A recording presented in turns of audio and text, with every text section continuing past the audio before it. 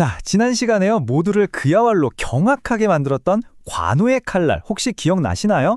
원속은 최강의 용장 알량을 그냥 단칼에 베어버렸던 바로 그 순간 말입니다. 조조는 세상을 다 가진 것처럼 기뻐했지만 사실 이 눈부신 승리는요, 관우를 훨씬 더 깊고 복잡한 딜레마 속으로 밀어놓고 있었어요. 맞습니다. 이게 그냥 적장 한 명 배는 그런 차원의 문제가 아니었던 거죠. 관우의 측령 언얼도가 번뜩일 때마다 그 칼끝에는요, 저 멀리 원소 진영에 있는 의형 유비의 목숨이, 그리고 자신을 아끼는 조조의 미래가, 또 분노에 활활 불타는 원소의 운명까지 전부 다 아슬아슬하게 매달려 있었던 겁니다. 이게 상황이 정말 묘하게 돌아가는 거예요. 관우가 승전보를 올리면 조조는 역시 관우야, 내 안목이 틀리지 않았어 하면서 엄청 좋아하죠. 근데 반대편에 있는 원소귀에는 이게 어떻게 들렸을까요? 내게 빌붙어 있는 유비, 그놈의 동생이 감히 내 최고 장수를 죽여? 이건 배신이죠, 배신. 참을 수가 없는 모욕인 겁니다. 그러니까 관우가 공을 세우면 세울수록 의형인 유비의 목은 점점 더 세게 조여오는, 진짜 이러지도 저러지도 못하는 상황이었던 거죠. 자, 본격적인 이야기는 이제부터입니다. 알량을 잃은 원소가 이걸 가만히 보고만 있었을까요? 당연히 아니죠. 그는 즉시 복수를 명령했고요. 그 서슬퍼런 복수의 칼날 끝에 한 남자가 지목됩니다. 그 이름은 바로 문추. 알량과 함께 원소군의 힘을 상징하는 말 그대로 투톱이었죠. 어떤 사람들은 알량보다 문추가 한 수 위라고 평가하기도 했어요. 원소는 이 문추에게 10만 대군을 쥐어주면서 외칩니다. 가서 당장 알량의 원수를 갚아라! 와, 근데 문추의 기세가 정말 대단했습니다. 조조군의 장수들이요, 그냥 추풍 낙엽처럼 쓰러져 나가는 거예요. 조조는 또다시 위기에 몰렸죠. 전장에 모두가 숨을 죽이고 지켜봅니다. 문추는 알량이랑은 다른데? 혹시 이번에는? 관우라고 해도 이번만큼은 좀 힘든 싸움이 되지 않을까? 다들 그렇게 생각했죠. 하지만 결과는 똑같았습니다. 관우가 적토마를 타고 질풍처럼 달려나가니까 그 기세에 눌린 문추가 그만 겁을 먹고 등을 돌려 달아나기 시작해요. 그리고 바로 그 뒷모습을 향해 관우가 내리친 청룡 언얼도 한 방에 문추 역시 말 아래로 굴러 떨어지고 맙니다. 이걸로 하북당을 호령하던 원소의 두 기둥, 안량과 문추가 모두 관우의 칼 아래 쓰러진 겁니다. 자, 이제 무대를 잠시 전장에서 원소의 진영으로 한번 옮겨보죠. 최고의 장수 둘을 연달아 잃은 원소, 그의 분노가 그야말로 하늘을 찔렀습니다. 그리고 그 분노의 화살은요, 아주 뜻밖이면서도 어찌 보면 너무나 단연한 한 사람에게로 향하게 됩니다. 바로 유비였습니다. 원소는 그 자리에서 칼을 빼들고 유비의 목을 당장 치라고 소리칩니다. 내 놈이 보는 첩자가 틀림없다. 내 아우놈이 내 소중한 장수 둘을 죽였으니 너를 죽여서라도 이 분을 풀어야겠다. 이건 완전히 관우와 유비를 한 패로 묶어서 모든 책임을 유비에게 뒤집어 씌운 거죠. 진짜 목숨이 그냥 경각에 달린 그야말로 일촉즉발의 위기였습니다.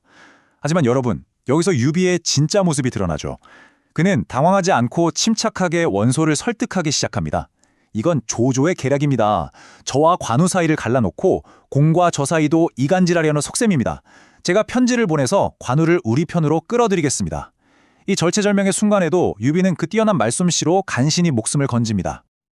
자, 이 표를 한번 보세요. 관우의 승리가 대체 어떤 결과를 낳았는지 한눈에 보이죠? 그의 명성은 천하에 떨쳤고 조조의 신임은 하늘을 찔렀습니다. 다 좋은데 그 모든 영광의 대가가 너무나도 컸던 거예요. 바로 의형 유비가 목숨을 잃을 뻔한 이 50%에 달하는 치명적인 위험. 와, 정말 관우의 칼은 양날의 검이라는 말이 딱 맞죠. 이렇게 상황이 뒤죽박죽 꼬여만 가던 그때 관우에게 정말 한 줄기 빛과 같은 소식이 딱 도착합니다. 그가 그토록 애타게 기다리고 또 기다리던 바로 그 소식이었죠. 드디어 형님 유비가 원소에게 몸을 의탁하고 있다는 사실을 알게 된 겁니다. 이걸 알게 된 이상 관우는 더 이상 망설일 이유가 단 하나도 없었습니다. 조조에게 받은 은혜는 알량과 문추 두 장수의 목을 베어서 충분히 갚았다고 생각했거든요. 이제 그의 목표는 단 하나, 오직 형님 곁으로 돌아가는 것뿐이었습니다. 여기서부터 정말 재미있는 장면이 펼쳐지는데요. 관우가 작별 인사를 하러 올 거라는 걸 조조가 직감한 거예요. 그래서 어떻게 하느냐? 관우를 안 만나줍니다. 피하기 시작하는 거죠. 심지어 문 앞에다가 면회 사절이라는 팻말까지 걸어놓고 말이죠. 관우 같은 영웅을 어떻게든 붙잡고 싶은 조조의 그 인간적인 고뇌가 느껴지는 참 씁쓸하면서도 재미있는 대목입니다. 자, 이제 관우는 인생 최대의 선택의 기로에 섭니다. 조조 곁에 남으면 끝없는 부귀영화가 보장되죠. 하지만 그의 마음속에는 그 무엇과도 바꿀 수 없는 복숭아밭에서 맺었던 형제들과의 맹세가 있었습니다. 그의 선택은 과연 무엇이었을까요?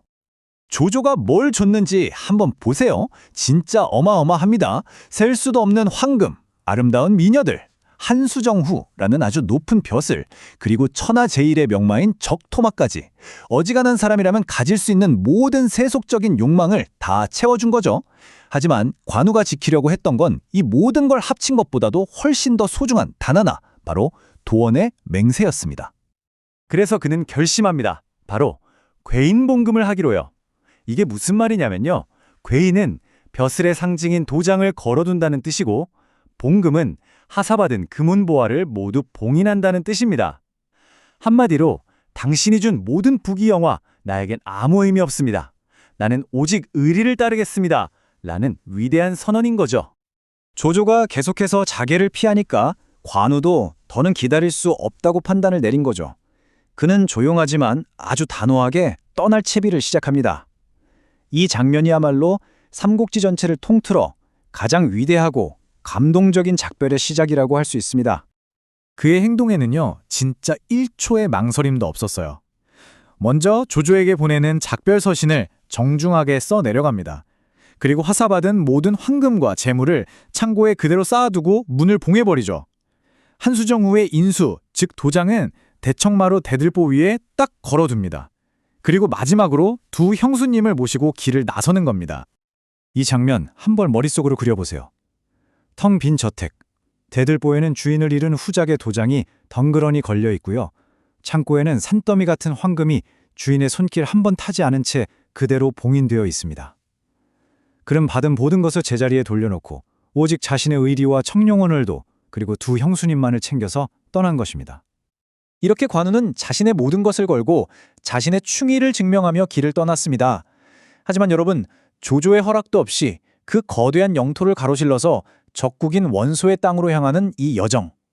이게 과연 순탄할 수 있을까요? 천만의 말씀이죠. 그의 앞에는 이제 상상조차 할 수 없는 거대한 시련들이 기다리고 있었습니다. 그 이야기는 다음 편에서 계속됩니다.